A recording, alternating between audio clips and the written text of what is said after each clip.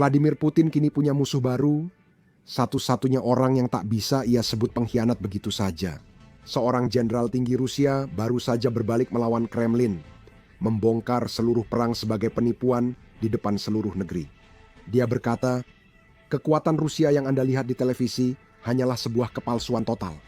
Dia juga mengatakan militer tidak mencapai keberhasilan strategis sama sekali, ekonomi membusuk, dan negara sekarang dijalankan oleh para penjahat. Biasanya Putin akan langsung menepis ini sebagai propaganda barat, tapi kali ini dia tidak bisa karena Jenderal Leonid Ivashov membenci NATO dan dia membenci barat. Dia adalah legenda Soviet yang telah membantu membangun negara Rusia modern. Karena itu, peringatannya sangat menakutkan bagi Kremlin. Dia tidak hanya meramalkan perang yang kalah, dia juga meramalkan kehancuran total Rusia itu sendiri, dan dia mungkin benar karena ramalan-ramalannya sebelumnya telah menjadi kenyataan. Dan sekarang dia mengatakan, Putin tidak mampu berperang, tetapi perdamaian mungkin akan mengorbankan segalanya. Jadi mari kita lihat apa yang dia soroti. Berikut cuplikan singkat dari wawancara televisi terbarunya. Dia membicarakan bagaimana masyarakat Rusia yang paling menderita. Mereka kekurangan uang untuk hidup. Tolong dengarkan. Ada sebuah camp di sana. Ya, di sana mereka menangkap milik sendiri dan sebagainya. Tapi apa tujuan penjelasan sejarah ini? Kami mengambil, dia sendiri bilang ini yang terburuk, dan kami mengambilnya dari kalian seperti agen asing. Benar? Dan kemudian selanjutnya, seperti biarkan mereka mematuhi hukum. Ada pertanyaan di sana, dan mengapa kita menutup para utusan ini dan sebagainya. Kita punya demokrasi, patuhi hukum, dan semuanya akan baik-baik saja. Orang Prancis itu juga menanyakan pertanyaan yang tidak nyaman di sana. Jadi tapi poin yang sangat penting di sini adalah, apakah Putin tahu tentang ini? Apakah dia tidak tahu? Dan di sini secara terus-menerus, secara rutin bisa dibilang, masalah-masalah dari daerah-daerah diposting. Itu dari semua daerah di Rusia. Jadi apa yang diposting di sana? Apa pertanyaan utamanya? Dan inilah yang perlu dicatat. Bahkan dalam harapan kita bersama, bahwa pemerintah akan mengatur hal ini. Pertanyaan pertama, di hampir semua daerah adalah tentang penyediaan pensiun. Nah, 16.500 ini, yang dengan bangga dipresentasikan pemerintah kepada kita, Presiden mengiklankan bahwa 16.500 rubel ini adalah, segalanya. Siluanov menyatakan semua pensiunan dapat melakukan perjalanan luar negeri panjang ke sana. Ini di sini sekarang.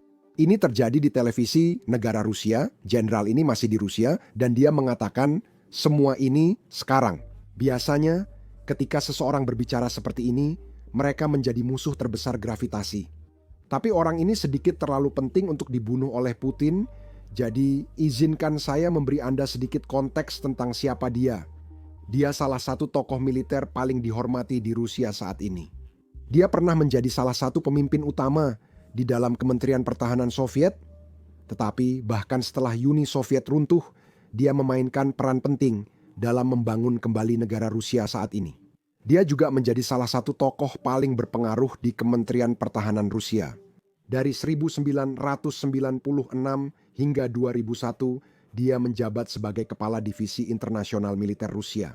Artinya, jika ada hal apapun yang berkaitan dengan militer Rusia dan Kementerian Luar Negeri, inilah orang yang diandalkan. Jelas seorang tokoh yang berpengalaman dan penting. Inilah alasan utama mengapa Putin tidak menyukai semua ucapan orang ini saat ini. Operasi militer khusus Putin baru saja melewati 1.400 hari. Alasan ini jadi masalah besar di Rusia karena perang patriotik besar yang Uni Soviet lawan melawan Nazi selama Perang Dunia II berlangsung sekitar 1.450 hari. Jadi, dalam waktu sekitar 2 bulan, operasi militer khusus ini akan lebih lama daripada perang patriotik besar yang selalu dibicarakan semua orang di Rusia. Tapi bagian terburuknya adalah Putin benar-benar belum mencapai apapun dalam operasi militer khusus ini. Dan itulah sebabnya banyak orang di dalam Rusia mulai angkat bicara. Ini termasuk para propagandis Rusia, pembawa acara televisi Rusia, dan tentu saja jenderal yang satu ini. Dia mengatakan bahwa Rusia tidak meraih keberhasilan di tingkat taktis, operasional, maupun strategis. Militer Rusia telah gagal di semua lini. Sektor industri telah hancur, ilmu pengetahuan berada dalam kondisi kritis, dan pendidikan benar-benar runtuh. Sistem peradilan sangat korup, Semua hakim diangkat oleh presiden dan 98 dari kejahatan korupsi besar terkait dengan anggota Partai Rusia Bersatu. Itu adalah partai politik Putin. Dan alasan dia membahas sistem peradilan adalah karena sistem itu sekarang berbalik melawan orang-orang yang mengkritik cara Putin menjalankan perang ini. Sebagian dari mereka sebenarnya tidak menentang perang di Ukraina, bahkan menolak Rusia kalah dalam perang itu. Dan itulah sebabnya mereka mengkritik kepemimpinan militer, dan secara tidak langsung mereka juga mengkritik Putin. Dan itulah mengapa semua orang diperlakukan sebagai pengkhianat, hanya karena berbicara menentang kegagalan dan korupsi di dalam sistem. Tapi mari kita lanjutkan dengan pernyataan jenderal saat ini. Dia kemudian berbicara tentang inflasi di dalam Rusia. Kenaikan harga adalah tanda yang mengkhawatirkan. Rakyat Rusia semakin lama semakin miskin. Ini juga adalah sesuatu yang sudah sering kita bahas sebelumnya. Media Rusia sendiri melaporkan beberapa hal yang tampaknya sulit dipercaya. Hampir 40% orang Rusia berada di ambang kemiskinan. Sementara itu, Putin terus menghabiskan jumlah uang yang memecahkan rekor untuk militernya. Padahal militernya sedang dihajar habis-habisan di Ukraina. Dan sekarang, sang jenderal menarik perhatian nasional terhadap masalah ini. Dia juga membicarakan masalah ekonomi di banyak wilayah Rusia. Pelayanan kesehatan hancur, kualitas makanan di dalam Rusia semakin buruk. Bahkan, kekurangan dokter di Rusia sangat parah. Banyak mahasiswa yang belum menyelesaikan gelar kedokteran mereka dikirim sebagai dokter ke berbagai wilayah di Rusia dan kadang-kadang bahkan ke wilayah Ukraina yang diduduki. Dan orang-orang ini memang tidak punya pengalaman untuk menangani masalah yang mereka hadapi. Anda tahu, di dunia nyata dan di atas itu semua, biasanya mereka juga tidak punya atasan yang membimbing mereka. Jadi para mahasiswa yang sebenarnya masih berstatus mahasiswa, jika mereka tidak menyelesaikan studi mereka, sekarang dipaksa untuk merawat pasien. Merawat pasien di dunia nyata karena Rusia kekurangan dokter. Namun, mari kembali ke pernyataan umum tadi. Satu-satunya bidang di mana Rusia memimpin dunia adalah tren populasi. Rusia adalah negara terdepan dalam hal hilangnya penduduk, bahkan tanpa perang. Tetapi perang hanya mempercepat penurunan cepat jumlah pria yang menghilang. Ngomong-ngomong, sejak invasi, Rusia telah membunuh sekitar 1 dari populasi prianya yang sejak awal memang sudah lebih sedikit dibandingkan populasi wanita. Saya yakin ini akan jadi masalah besar bagi pemimpin Rusia mendatang, tapi saya rasa Putin tak terlalu memikirkan masa depan Rusia. Jenderal itu menambahkan para pemimpin kita bangga karena tak ada yang memiliki senjata seperti kita. Lebih tepat dikatakan tidak ada tempat di militer yang lebih korup daripada Rusia. Rusia terisolasi secara diplomatik saat anggota tetap Dewan Keamanan Perserikatan Bangsa-Bangsa mendukung Ukraina. Ini merupakan kegagalan besar. Rusia hanya tersisa sekutu seperti Korea Utara dan Belarus, dan mereka tidak bisa benar-benar membantu negara seperti Rusia. Mereka hanya menguras keuangan Rusia. Kami juga baru membahasnya dalam video. Rusia membayar sekitar 20 miliar ke Korea Utara untuk seluruh bantuannya. Ini mencakup tentara, peluru, dan rudal yang menjadi keuntungan besar bagi Korea Utara. Sebelumnya mereka hampir tidak memiliki mata uang asing yang masuk ke negara mereka, dan sekarang mereka sangat diuntungkan. Mari kita lanjutkan karena dia membahas Tiongkok, katanya. Saya bekerja dengan orang Tiongkok selama bertahun-tahun, tapi Tiongkok bukan sekutu kita. Itu adalah rekayasa dan propaganda Kremlin. Putin di acara tersebut, jalur langsung, yang seperti sesi tanya jawab akhir tahun Putin yang baru-baru ini kita bahas, benar-benar omong kosong. Semua terlihat baik di layar, tapi setiap kali Anda melihat lebih dekat, Anda melihat kegagalan. Sebenarnya, ini adalah program yang dibuat di mana orang Rusia bisa mengirim pesan teks kepadanya dan mengajukan pertanyaan. Dia tidak menjawab semua pertanyaan, namun pertanyaannya tetap ditampilkan di layar. Banyak pertanyaan secara harfiah mengejek kegagalan Putin di depan televisi nasional yang sebenarnya cukup lucu untuk dilihat. Itu sebabnya sang jenderal mengatakan hal yang mengejutkan, bahkan bagi saya. Putin bertanggung jawab atas semuanya. Dia hidup di dunianya sendiri, dikelilingi oleh kultus kepribadian yang dipaksakan. Namun karena keterbatasannya sendiri, dia gagal mengatasi situasi tersebut. Karena itu, semua bidang dari ekonomi sampai operasi militer khusus gagal. Kegagalan strategis dalam perang bisa menyebabkan perpecahan Rusia. Sekarang, Ini adalah sesuatu yang telah diperingatkan oleh jenderal sejak lama dan Anda bisa melihat bagaimana. Ini bukan seseorang yang membenci Rusia atau semacamnya. Kekhawatiran terbesarnya adalah Rusia benar-benar hancur, runtuh, seperti Uni Soviet. Dan juga pria-pria Rusia yang tewas ribuan setiap minggunya di garis depan. Pada 2022, sebelum Putin meluncurkan operasi militer khususnya, sang jenderal sempat menerbitkan artikel. Mungkin kita bisa menyebutnya sebagai iklan opini di media Rusia, ya, media milik negara Rusia. Dan dalam artikel ini, dia membahas bagaimana menyerang Ukraina akan menjadi kesalahan besar bagi Rusia. Saya ingin membacakan beberapa prediksi yang dia sampaikan pada 2022.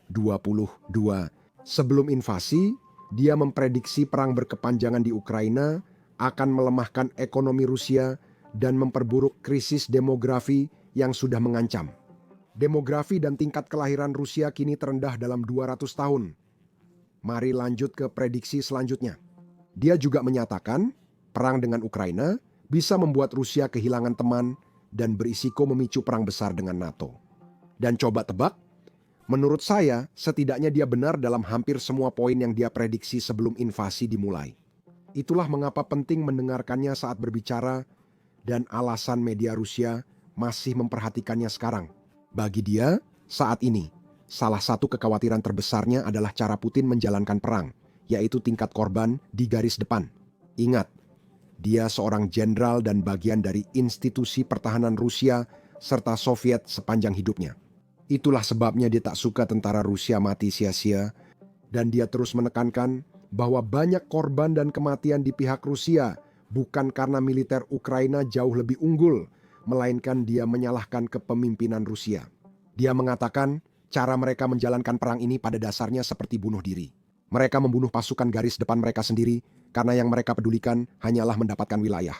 Mereka tidak peduli dengan biayanya, biaya manusia untuk mendapatkan sepetak tanah.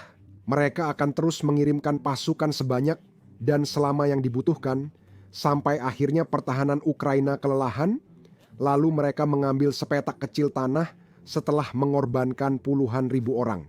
Ini adalah sesuatu yang sudah dia bicarakan selama beberapa tahun terakhir sejak perang dimulai. Dalam wawancara terbarunya, dia menutup dengan berkata, pastikan orang-orang berhenti mati dan menderita.